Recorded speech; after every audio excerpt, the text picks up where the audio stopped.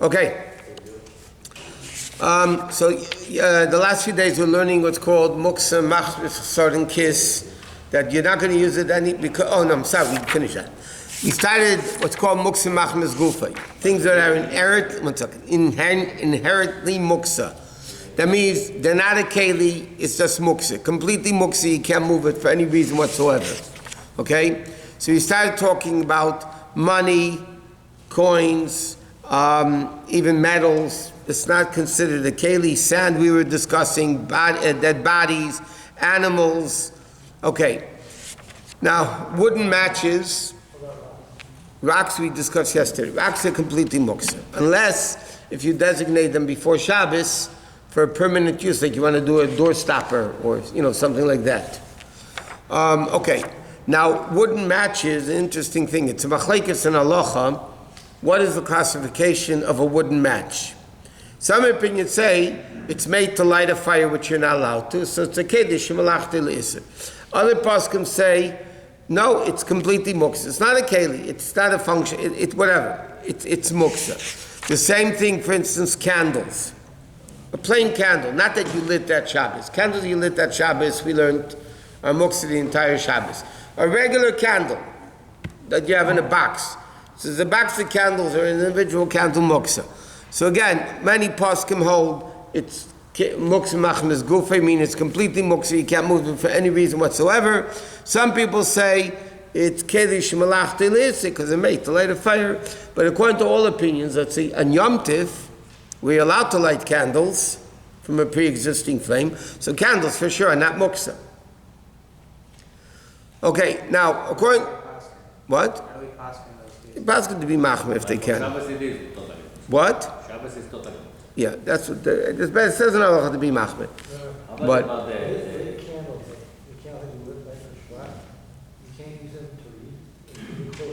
you can read next to the candles. In fact, that's what the Shabbos candles are made to benefit from. Unlike Hanukkah candles that you're not allowed to benefit from, Shabbos candles you do benefit from. That's why the Mishnah in the second parak of Shabbos discusses which oils and wicks you're not allowed to use. Because if it's not a good flame and a good wick and good fuel, we're afraid you're going to play with it on Shabbos. You can't make a fire bigger or smaller on Shabbos. But today's candles that we have, you're allowed to read next to them. But are you allowed to bring them closer? No. They're completely muktzeh. Even after they go out, they're completely muktzeh. Okay, so the mashal, a bar of soap. It's very interesting because a lot of these things you can seemingly think it's kiddush melachot l'isur. But this is what poskim write. Poskim write a bar of soap is completely muktzeh. Laundry detergent, in the box, the powdered laundry is completely muktzeh.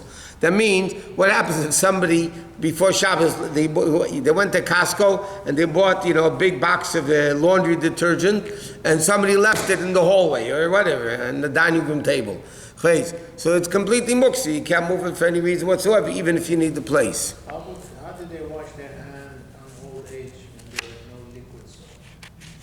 They used to use on Shabbos. You mean? Yeah. They didn't use soap. How did they clean up their hands? What did they use? Let me just tell you something. Dirt. You can't use dirt. It's ma'aseh with lush. Designated. No, but you're kneading the dirt with water. Let me tell you something. Generally speaking, in halacha, there's a big shaila in halacha today, in contemporary halacha. Are you allowed to use liquid soap on Shabbos? Now, there's a creamy liquid soap, like the bathroom, they either come out in a foam or thicker soap. So that you can't use according to all opinions, unless if they dilute it. For instance, let's say you have these bottles over here, yeah? So you pour a little bit in your hand, and then before you go like this with your hand, because then you're smearing cream, you put a lot of water on it, so then it's not creamy anymore. Or some people dilute it in the container itself. So that's for sure you can't use. But there's a machlekes and halacha about liquid soap, the ones that you use with dishes, that's very liquidy. It's not cream. It's not a creamy thing at all. Many poskim in contemporary halacha hold today you're not allowed to use liquid soap. I'm not done. According to many, many people, you're not allowed to use liquid soap on Shabbos.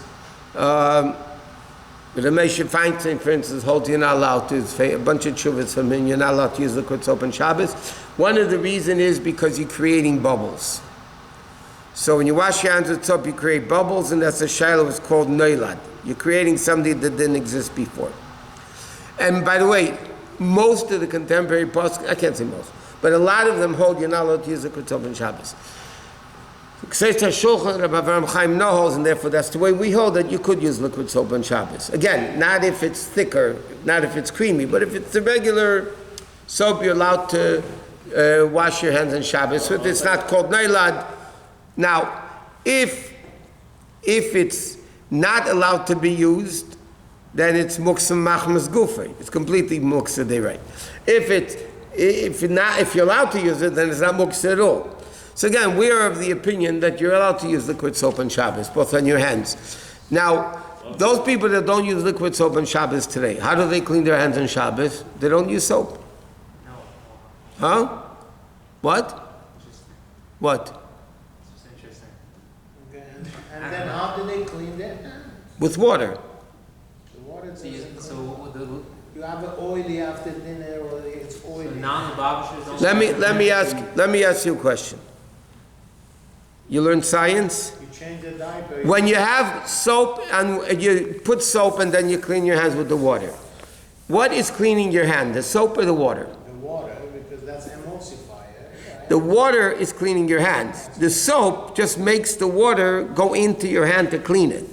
Correct? Makes the oil emulsify to the water. Okay, but the bottom line is, those people, so they're careful not to get dirty on Shabbos. And they only used water.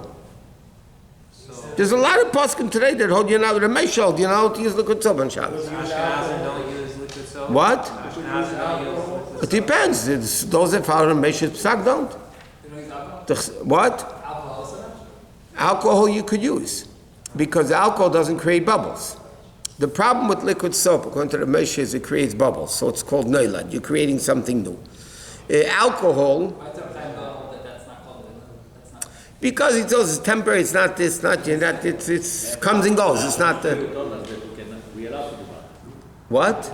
You say that we allowed to do bubbles on Shabbat. Bubbles? Blowing bubbles? Yeah, like you know, like the kids. No, I didn't say that. No? What? Under 6. Yeah, kids under 6, they're playing with it, you don't have to stop them. Okay. Bar soap for sure you can't use, and therefore it's not a keli, it's not like a pen. A pen is a keli, you know, a utensil. A bar soap is not a utensil. Even money is not a utensil. Yeah, you could buy things, but it's not a utensil, it's not something.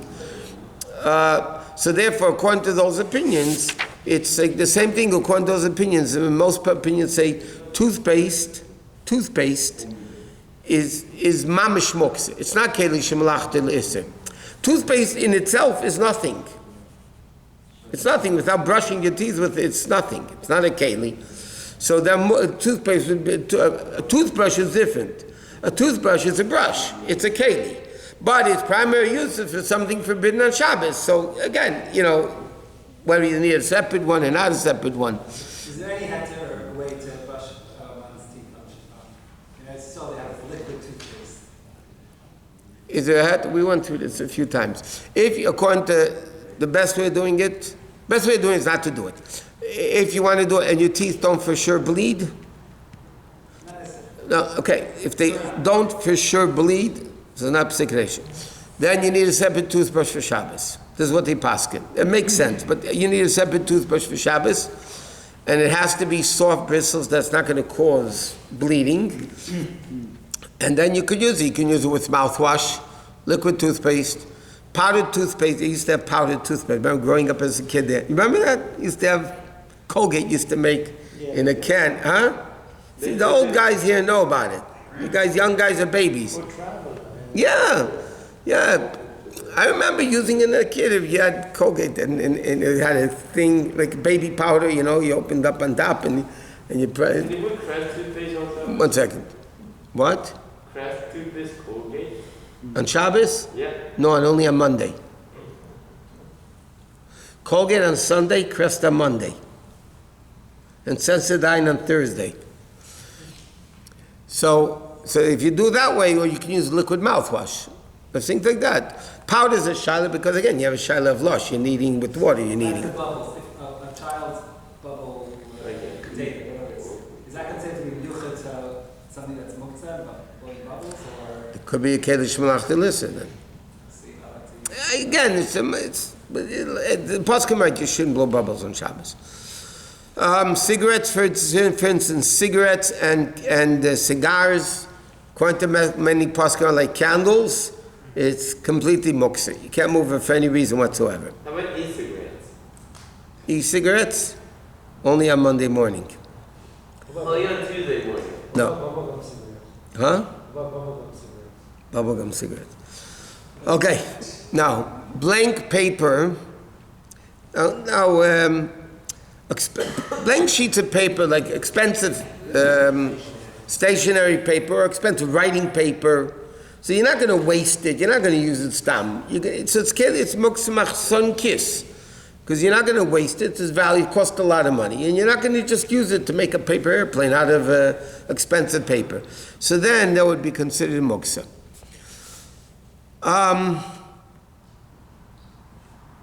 Oh, by the way, it's interesting then. What happens if you have a spiral notebook or a regular note and you want to turn pages? So once it's in a book form, then it becomes a keli. It's not machson kiss anymore. You don't have a notebook of expensive stationery or parchment, expensive writing papers. You don't have that. So then, once it's in a book, though, it's allowed. Regular paper that we use in our printer. Is that You're not muktzeh. that's cheap? Huh? Because it's cheap today. I mean, here he says blank sheets of paper are muktzeh, but it depends what type of muktzeh. And I'll tell you what the shana, the paper that's available. No, the Alter Rebbe writes about paper. What? The Alter Rebbe writes about paper. It was weird that nobody. Yeah. In the Gemara you have a machlekes, you have a shtar, a document. You don't know if it's the husbands or the wives, you don't know if it's the lender or the borrower. So the whole discussion, it's worthless. And the Gemara discusses who do you give it back to. So the Gemara asks if you can't collect with it anyway, so what's the purpose of the paper? If it's who cares who gets it back, it's garbage.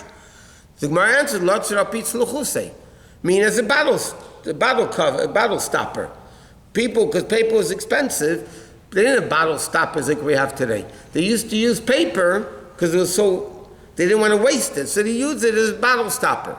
So over there, it's a shalok muktzeh son kiss. Today, again, if it's stationery paper, expensive writing paper, then it's not a muktzeh. A blank piece of paper is not considered muktzeh today.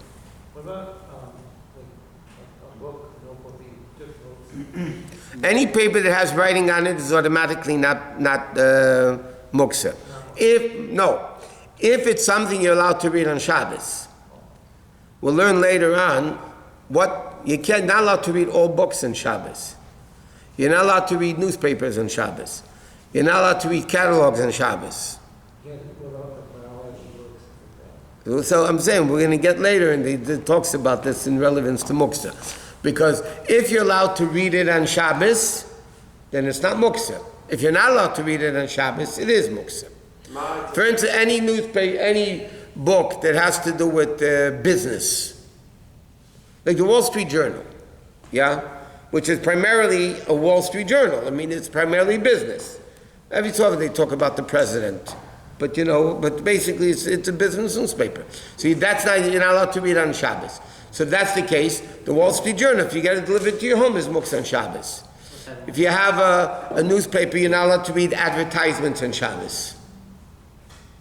So for instance, later, but let's say they used to have, old guys used to have what's called the Sears catalog book. Remember those?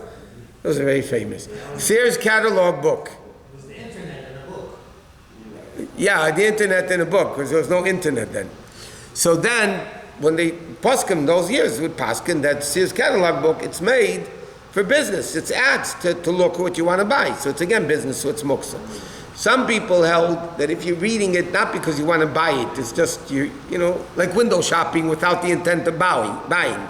So then some people were making. Okay. You never answered about the Agun Puno.